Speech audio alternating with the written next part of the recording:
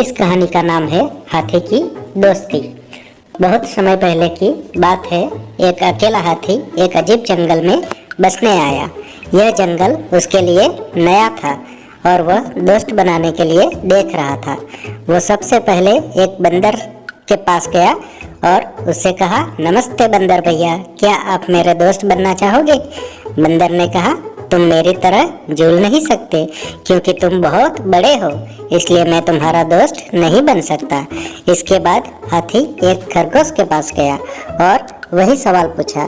खरगोश ने कहा, तुम मेरे घर में नहीं रह सकते, इसलिए मैं तुम्हारा दोस्त नहीं बन सकता। फिर हाथी वहाँ से चूहे के पास गया। चूहे ने कहा, तुम आकार में बहुत बड़े हो, इसलिए मेरे दोस्त नहीं बन सकते।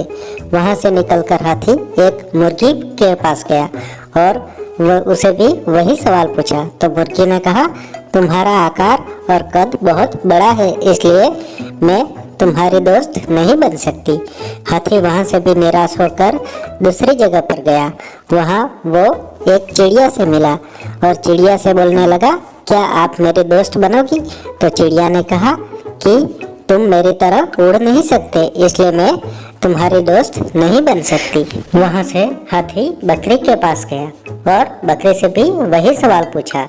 तो बकरी ने कहा कि तुम काफी बड़े हो, इसलिए हमारी जोड़ी अच्छी नहीं लगेगी, तुम मेरे दोस्त नहीं बन सकते।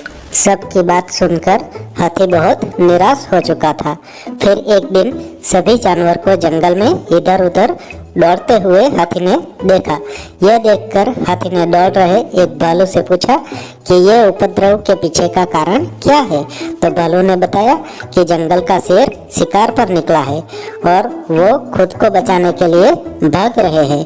ऐसे में हाथी शेर के पास गया और कहा कि कृपया इन निर्दोष लोगों को चोट न पहुंचाए, कृपया इन्हें अकेला छोड़ दे। शेर ने उसका मजाक उड़ाया और हाथी को एक तरफ चले जाने को कहा।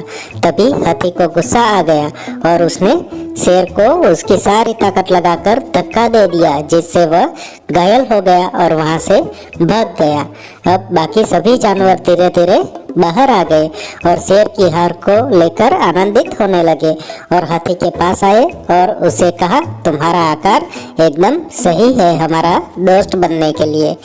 इस कहानी से हमें ये सीख मिलती है कि एक व्यक्ति का आकार उनके मूल्य का निर्धारण नहीं करता है।